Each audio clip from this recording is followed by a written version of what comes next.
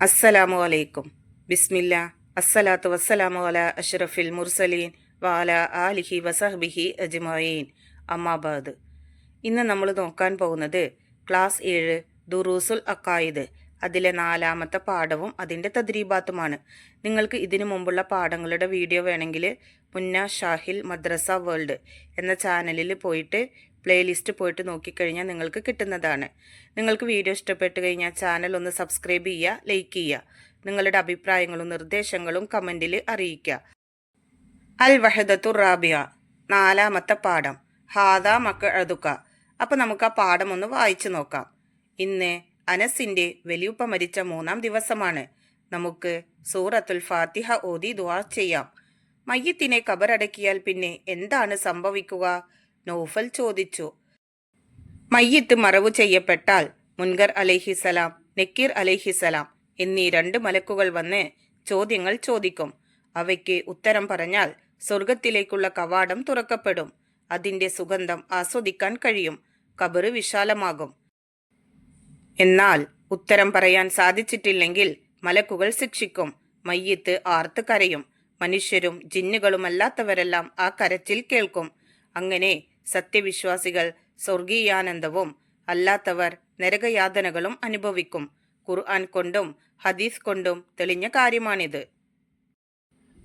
ഖാല അല്ലാഹു തആല, അല്ലാഹു തആല പറയാണ്, യുസബ്ബിതുല്ലാഹുല്ലദീന ആമനു ബിൽ ഖൗലി സാബിതി ഫിൽ ഹയാത്തിദ് ദുനിയ വഫിൽ ആഖിറ.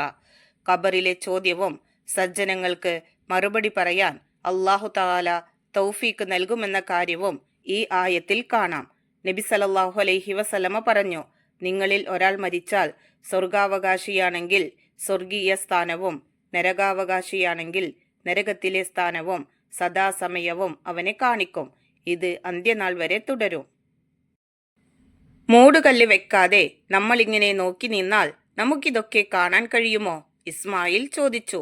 ഉസ്താദ് പറഞ്ഞു, ഒരാൾ കാട്ടിലൂടെ യാത്ര ചെയ്യുന്നതായി സ്വപ്നം കണ്ടു. അയാളുടെ പിറകിൽ ഒരു സിംഹം ഓടിവരുന്നു. അയാൾ നിലവിളിക്കാൻ ശ്രമിക്കുന്നുണ്ടെങ്കിലും ശബ്ദം പുറത്തേക്ക് വരുന്നില്ല. മുന്നിൽ കണ്ട മരത്തിലേക്ക് അദ്ദേഹം വലിഞ്ഞു കയറി. അപ്പോഴതാ മരത്തിൽ ഒരു പെരുമ്പാമ്പ്. പാമ്പ് അയാളെ വരിഞ്ഞു മുറുക്കാൻ തുടങ്ങി. അയാളുടെ എല്ലുകൾ നുറുങ്ങുന്നത് പോലെ അയാൾക്ക് അനുഭവപ്പെട്ടു. ഏത് നിമിഷവും പാമ്പിന്റെ വായിൽ എത്തിപ്പെടാം. പേടിച്ചു വിറച്ച് അദ്ദേഹം ഞെട്ടിയുണർന്നു. കാടുമില്ല, പാമ്പുമില്ല, സിംഹവുമില്ല. നമ്മുടെ മുന്നിൽ ഉറങ്ങുന്ന ഒരാൾ വലിയ വേദനയും ഭയവും അനുഭവിക്കുന്നു. ഇതുപോലെ സുന്ദര സ്വപ്നം കാണുന്ന മറ്റൊരാൾ സന്തോഷവും ആനന്ദവും അനുഭവിക്കുന്നു. പക്ഷേ നോക്കുന്നവർ അതൊന്നും കാണുന്നില്ല എന്നതുകൊണ്ട് അവർ ഒന്നും അനുഭവിക്കുന്നില്ല എന്ന് പറയാനൊക്കില്ല. ഉസ്താദേ, ഉറക്കം പോലെയാണോ മരണം? ഹന്നമോളാണ് ചോദിച്ചത്. അഹ്സൻതി, ഉസ്താദ് അവളെ അഭിനന്ദിക്കാണ്. ചില കാര്യങ്ങളിലെങ്കിലും ഉറക്കം പോലെയാണ് മരണം. അന്നൗമു അഹുൽ മൗത്ത്, ഉറക്കം മരണത്തിന്റെ സഹോദരനാണെന്ന് ഹദീസിൽ വന്നിട്ടുണ്ട്. മരിക്കുന്ന സമയത്ത് നമ്മുടെ ജീവനാണ് വേർപ്പെടുന്നതെങ്കിൽ ഉറങ്ങുന്ന സമയത്ത് നമ്മുടെ തിരിച്ചറിവാണ് വേർപ്പെടുന്നത്. ഖബർ ശിക്ഷ പോലെയുള്ള കാര്യങ്ങൾ നമുക്ക് ബോധ്യപ്പെടാൻ കൂടിയാണ് അല്ലാഹു തആല ഉറക്കം സൃഷ്ടിച്ചത്. നമ്മൾ പറയുന്നത് ഖബറിലുള്ളവർ കേൾക്കുമോ ഉസ്താദേ? അതെ, കേൾക്കും. അതുകൊണ്ടല്ലേ ഖബറിലുള്ളവർക്ക് സലാം ചൊല്ലാൻ നമ്മോട് ആവശ്യപ്പെട്ടത്. ഖബറടക്കി പോകുന്നവരുടെ ചെരുപ്പിന്റെ ശബ്ദം പോലും മയ്യത്ത് കേൾക്കുമെന്ന് ഹദീസിൽ വന്നിട്ടുണ്ട്. ഇന്നൽ മയ്യിത ലയസ്മഉ ഖർഅനി ആലിഹിം. അതിന്റെ അർത്ഥം നമ്മൾ അതിന്റെ മുമ്പിൽ പറഞ്ഞു. ഖബറടക്കി പോകുന്നവരുടെ ചെരുപ്പിന്റെ ശബ്ദം പോലും മയ്യത്ത് കേൾക്കും. ഇനി നോക്കൂ അടുത്ത ഭാഗം. നമ്മുടെ ദുആ കൊണ്ട് മരിച്ചവർക്ക് ഫലമുണ്ടാകുമോ? ആയിഷ ചോദിച്ചു. അതെ, ദുആ കൊണ്ടും മറ്റ് സൽക്കർമ്മങ്ങൾ കൊണ്ടും ഫലമുണ്ടാകും. അല്ലാഹു തആല പറയുന്നു, റബ്ബന ഇഗ്ഫിർ ലനാ വലിഇഖ്വാനിന അല്ലദീന സബഖൂന ബിൽ ഈമാൻ. നബി സല്ലല്ലാഹു അലൈഹി വസല്ലമ അരുളി, വെള്ളത്തിൽ മുങ്ങി സഹായം തേടുന്നവനെ പോലെയാണ് മയ്യത്ത് ഖബറിൽ കിടക്കുന്നത്. പിതാവിൻ്റെയോ മാതാവിൻ്റെയോ സഹോദരന്റെയോ സുഹൃത്തിൻ്റെയോ പ്രാർത്ഥന അവൻ പ്രതീക്ഷിച്ചു കൊണ്ടിരിക്കും. ആ പ്രാർത്ഥന ഇഹലോകവും അതിലുള്ളതുമെല്ലാം ലഭിക്കുന്നതിനേക്കാൾ അവന് പ്രിയങ്കരമായിരിക്കും. അൻസാറുകൾ ഖബറിന്റെ അടുത്ത് വെച്ച് ഖുർആൻ പാരായണം ചെയ്യാറുണ്ടായിരുന്നു. സഅദ് റളിയല്ലാഹു അൻഹുവിന്റെ ഉമ്മ മരണപ്പെട്ടപ്പോൾ ഉമ്മക്ക് വേണ്ടി എന്ത് ദാനമാണ് ചെയ്യേണ്ടതെന്ന് മുത്തുനബി സല്ലല്ലാഹു അലൈഹി വസല്ലമയോട് ചോദിച്ചു. വെള്ളം എന്ന് തിരുനബി സല്ലല്ലാഹു അലൈഹി വസല്ലമ മറുപടി പറഞ്ഞു. അങ്ങനെ ഉമ്മയുടെ പരലോക ഗുണത്തിനു വേണ്ടി സഅദ് റളിയല്ലാഹു അൻഹു ഒരു പൊതു കിണർ നിർമ്മിച്ചു നൽകി. അപ്പൊ ഇത്രയാണ് നമ്മൾ ഈ പാഠത്തിൽ പഠിക്കുന്നത്. നിങ്ങൾ പാഠം നന്നായി വായിച്ച് മനസ്സിലാക്കുക. പാഠത്തിൽ പറഞ്ഞിരിക്കുന്ന കാര്യങ്ങൾ കൃത്യമായി നിങ്ങൾ മനസ്സിലാക്കി വായിക്കുക. ഇനി നമുക്ക് ഈ പാഠത്തിന്റെ തദ്രീബാത്ത് നോക്കാം. തദ്രീബാത്തിലെ ഒന്നാമത്തെ പ്രവർത്തനം നുക്കമ്മിൽ, വിട്ട ഭാഗം പൂരിപ്പിക്കാനുള്ളതാണ്. 1. യുസബ്ബിതുല്ലാഹുല്ലദീന ആമനു ഡേഷ് ഫിൽ ഹയാത്തി ദുനിയ വഫിൽ ആഖിറ. അവിടെ പൂരിപ്പിക്കേണ്ടത് ബിൽ കൗലി സാബിത്തി. യുസബ്ബിതുല്ലാഹുല്ലദീന ആമനു ബിൽ കൗലി സാബിത്തി ഫിൽ ഹയാത്തി ദുനിയ വഫിൽ ആഖിറ. 2. ഇന്നൽ മയ്യിത്ത ഡേഷ് ഖർഅനി ആലിഹിം. അവിടെ പൂരിപ്പിക്കേണ്ടത് ലയസ്മൗ. ഇന്നൽ മയ്യിത്ത ലയസ്മൗ ഖർഅനി ആലിഹിം. 3. മയ്യിത്ത് ഖബറിൽ ഡേഷ് സഹായം തേടുന്നവനെ പോലെയാണ്. അവിടെ പൂരിപ്പിക്കേണ്ടത് വെള്ളത്തിൽ മുങ്ങി. മയ്യിത്ത് ഖബറിൽ വെള്ളത്തിൽ മുങ്ങി സഹായം തേടുന്നവനെ പോലെയാണ്. 4. അൻസാറുകൾ ഡേഷ് അടുത്ത് വെച്ച് ഖുർആൻ പാരായണം ചെയ്യാറുണ്ടായിരുന്നു. അവിടെ പൂരിപ്പിക്കേണ്ടത് ഖബറിന്റെ. അൻസാറുകൾ ഖബറിന്റെ അടുത്ത് വെച്ച് ഖുർആൻ പാരായണം ചെയ്യാറുണ്ടായിരുന്നു. തദ്രീബാത്തിലെ രണ്ടാമത്തെ പ്രവർത്തനം നസിൽ, ചേരുംപടി ചേർക്കാനുള്ളതാണ്. 1. ഖബറിൽ ചോദിക്കും. 2. ഖബറിൽ സ്വർഗീയാനന്ദം ലഭിക്കുന്നവർ. 3. ഖബറിൽ നരകയാതന അനുഭവിക്കുന്നവർ. 4.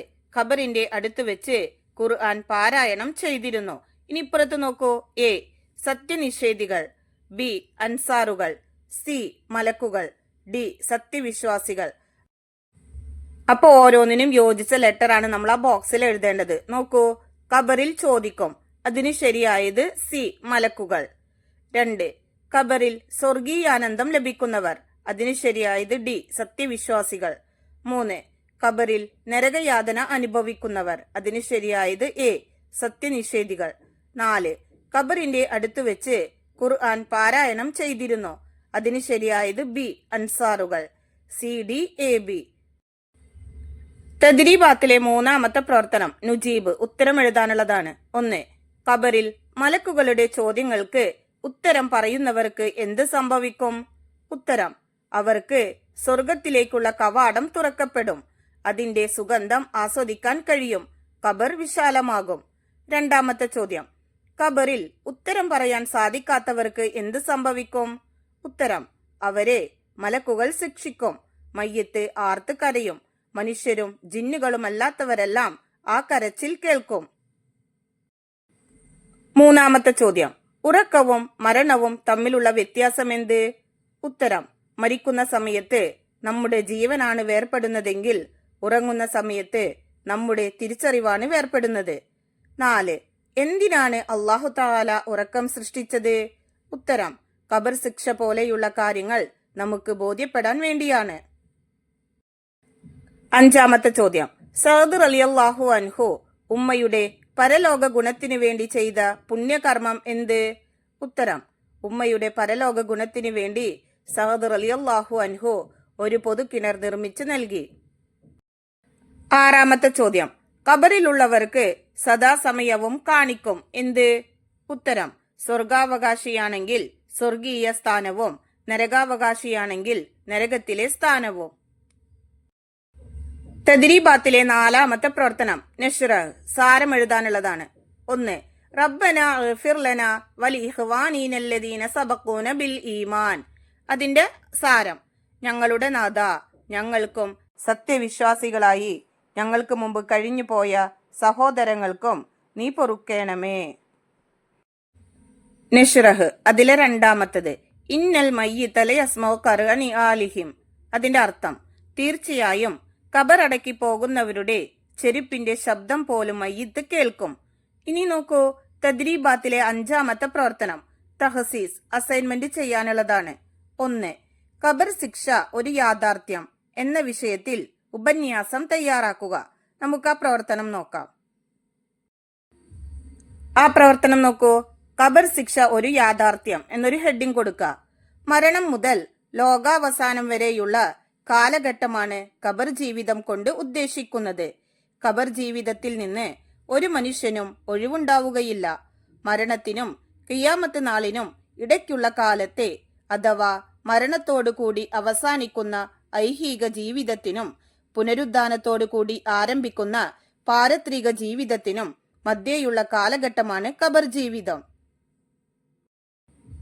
മയ്യിത്ത് മറവു ചെയ്യപ്പെട്ടാൽ മുൻകർ നക്കീർ അലൈഹിസലാം എന്നീ 2 മലക്കുകൾ വന്ന് ചോദ്യങ്ങൾ ചോദിക്കും.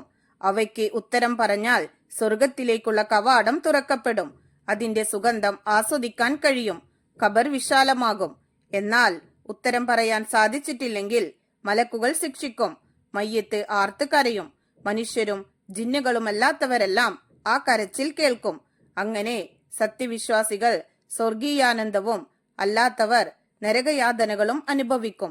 ഖുർആൻ കൊണ്ടും ഹദീസ് കൊണ്ടും തെളിഞ്ഞ കാര്യമാണിത്. ഖാല അല്ലാഹു തആല യുസബ്ബിതുല്ലാഹു അല്ലദീന ആമനൂ ബിൽ ഖൗലി സാബിതി ഫിൽ ഹയാത്തിദ് ദുനിയ വഫിൽ ആഖിറ. ഖബറിലെ ചോദ്യവും സജ്ജനങ്ങൾക്ക് മറുപടി പറയാൻ അല്ലാഹു തആല തൗഫീഖ് നൽകുമെന്ന കാര്യവും ഈ ആയത്തിൽ കാണാം. നബി സല്ലല്ലാഹു അലൈഹി വസല്ലമ പറഞ്ഞു, നിങ്ങളിൽ ഒരാൾ മരിച്ചാൽ സ്വർഗാവകാശിയാണെങ്കിൽ സ്വർഗീയ സ്ഥാനവും നരകാവകാശിയാണെങ്കിൽ നരകത്തിലെ സ്ഥാനവും സദാ സമയവും അവനെ കാണിക്കും. ഇത് അന്ത്യനാൾ വരെ തുടരും. ഖബർ ശിക്ഷ യാഥാർത്ഥ്യമാണ്. അത് ഒരിക്കലും മറ്റുള്ളവരുടെ കണ്ണുകൾക്ക് കാണാൻ കഴിയില്ല. സാധാരണ നിലയിൽ തന്നെ ഇങ്ങനെയുള്ള കാര്യങ്ങൾ സംഭവിക്കുന്നുണ്ട്. ഉറങ്ങുന്നവൻ ആനന്ദങ്ങളും വിഷമങ്ങളും സ്വപ്നത്തിൽ അനുഭവിക്കുന്നു.